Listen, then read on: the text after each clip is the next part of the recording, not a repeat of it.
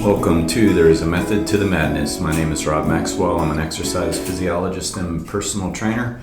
I'm the owner of Maxwell's Fitness Programs, and I've been in business since 1994.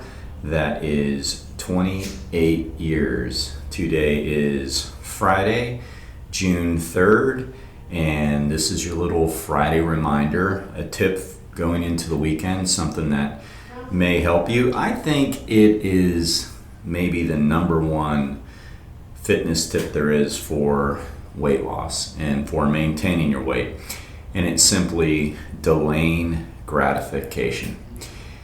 For those that may remember, that are old enough to remember the famous Marshmallow Test, done maybe 1950s, 1960s, maybe even early 1970s. You know, I probably should have Googled that, but I've actually read the study and I've read the book and remember it very, very well. Just don't remember the exact year.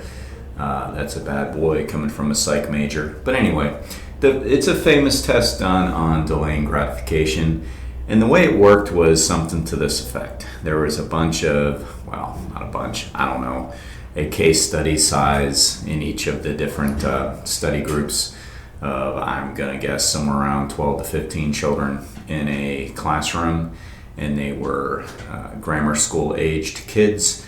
And the premise was they each got something like one marshmallow put in front of them, and the deal was the teacher was going to leave the room, the instructor was going to leave the room, and if they were able to not eat that marshmallow, and it was in a given amount of time, it wasn't overly long, but for a child, even 30 seconds, of course, can be a very long time. Then if they came back into the room and the child had not eaten the marshmallow, then they were going to be rewarded with more, with 2 marshmallows. If they ate the marshmallow in front of them as soon as the instructor left, that was okay. They were not in trouble, but they did not get rewarded with a second marshmallow. So they weren't given a treat for being able to delay the gratification.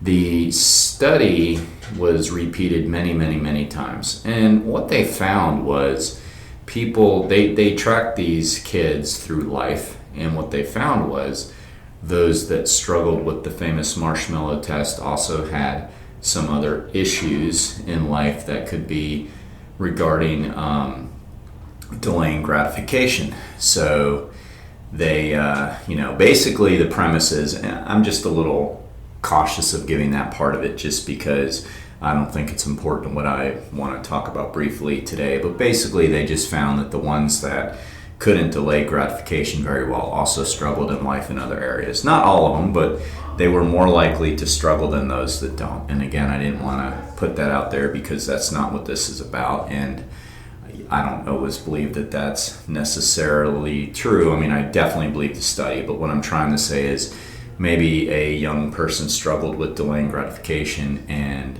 they turned it around and they didn't get in trouble. But really, this is about delaying gratification. So that's the famous Marshmallow Test, and you know what? I butchered it, but I know that I told the study for what it was worth, meaning that it was all about delaying gratification, and they were school-aged kids, and if they ate the marshmallow in front of them, they did not get rewarded. If they didn't, they got rewarded, and it was something like 50%. I should have stated that earlier. It was about 50% of the kids were able to delay the gratification and 50% were not. So again, the study was looking at, does it affect them in other parts of their life? So let's bring this to weight loss. I think that it is the number one variable that will help you. I know it helped me. Like when I was a teenager and I was eating too much and I was chubby and all that good stuff. And I came up with my own little rules somehow, some way that said, you know what? I'm not happy doing this, so I'm going to change, and it led me in the direction that I'm in today.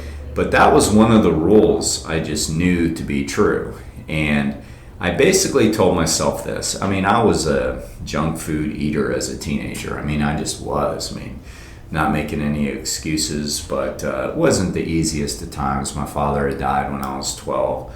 My mom then, picked it up as a single parent, and I struggled with some other things. My grandparents died within the same year as my father. It was troubling times, but anyway, I think I just gravitated towards eating some junk food at that point, and I really just didn't know better. I mean, that's the reality.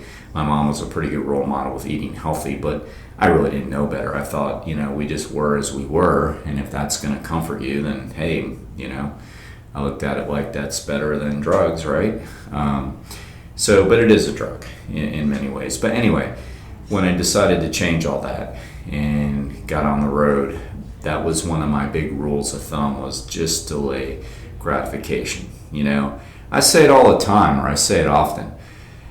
Everybody wants to eat appealing food. I mean,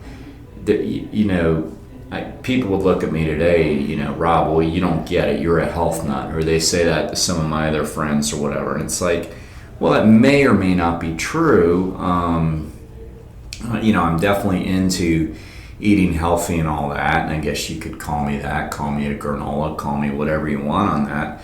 But, that's a transition that began and morphed and changed because of how much better I felt.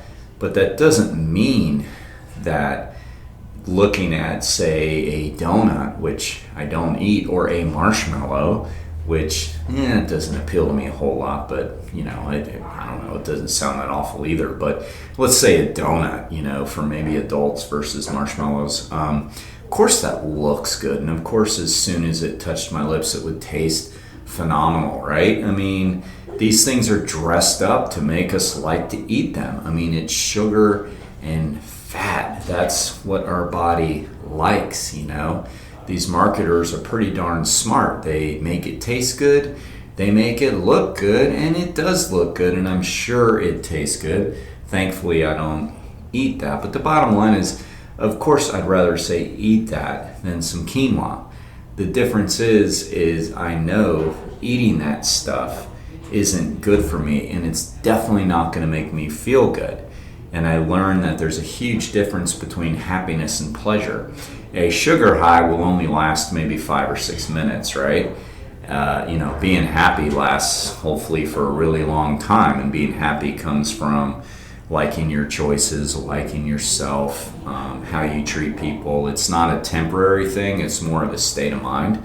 And shooting for pleasure all the time basically is just a false high, isn't it? So anyway, the point is that no, I don't crave donuts or anything like that. But let's say I want to eat more food and I just know it's not good for me. Like maybe it's Thanksgiving and I'm not really a meat eater, but let's say it's stuffing and potatoes, which of course they taste great, and of course I love them, And I've had enough. I mean, I'm basically full. Ate a little more than I normally would because it's a nice Thanksgiving Day spread.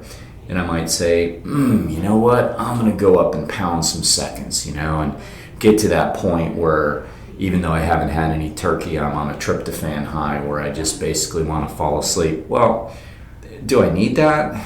I mean, do I want it? Well, sure. I mean, we're all compulsive like that once we start, but I tell myself, just not now, maybe wait an hour and get yourself another plate.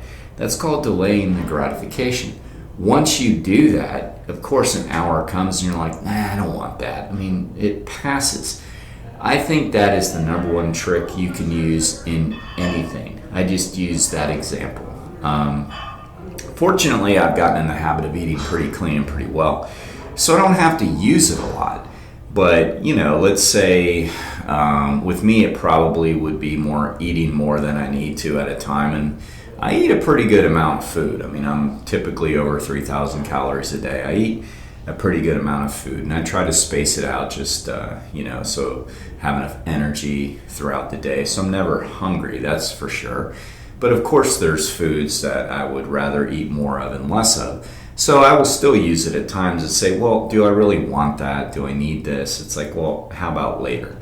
I know that's not the greatest example because I tend to be in a pretty good habit of eating right now, and I have been for many years, but there was a time I wasn't. So I can absolutely relate. And I know, like, when I was in my late teens and I was getting on to my new lifestyle, that, thank God I was able to, crawl upon, find upon, great use of vocabulary there. But basically, I was able to find the right road to get on, and I'm so grateful for that. And I'm writing a book about it that's actually complete and at the publisher's offices now, working on the titles and all this kind of stuff. But anyway, I did need to use that strategy quite a bit. I had to use it quite a bit. I was new at eating right, and I would look at something and I'd say, man, I really want to eat that. And I'd say to myself, Robbie, Dave, you want that bad, wait an hour, and you know what, go get it. Hour would come along, I wouldn't want it anymore. So it always passes. It's the best strategy I can give you folks out there. Just delay the gratification. Don't say never. Don't say, I'm never going to do that again. I'm never going to eat this again. I'm never going to drink this again. Just say, you know what? Right now I'm not going to do it. I think I might do it later. Possibly, maybe I'll have that dessert for lunch tomorrow. I'm not going to do it tonight. And just push it off, and you will find it'll all pass. You will get into the habit of it. Cravings pass, whether it be food or nicotine or alcohol or drugs. Cravings pass, they do.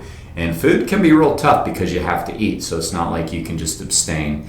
And there are certain foods that, of course, have greater properties in them that make you want to eat more, such as fats, salts, and sugars, for sure.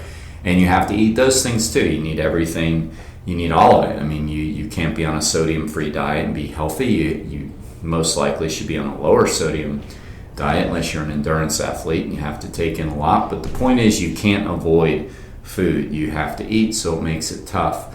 But we know there's certain sugars and certain foods that are lower in sodium and certain foods that are lower in fat that are better for us. And when we crave the other stuff, we can simply delay the gratification because it really, really does work. I promise you that. So that's the tip for Friday. Think about it. Apply it. Let me know how it works for you. I think it's the number one tip. I'm going to try to think if there's another one, but I really don't think there is. So get in the habit of just saying no for right now. Just delay the gratification. Without further ado, I'd like to thank our sponsors, Jonathan and Lynn Gilden at the Gilden Group at Realty Pros. I mean, they're really the best. I mean, they hustle. Jonathan is a client. He works out with me, so I can vouch for him. And I know when he's working out, he's getting his phone blown up with people, and, he gets back to them. He doesn't just delay it, and I know that's, speaking of delay, he doesn't delay that gratification. He gets back to people as soon as he can, and that's what makes him very, very successful. And I know, having had some real estate agents in the past, they don't get back to you in time, certain times, and things fall through. So it's important to have a hustler working for you. Him and his wife Lynn can be reached at 386-451-2412 or thegildinggroup.com. Until next time, be Max Fit and be Max Well.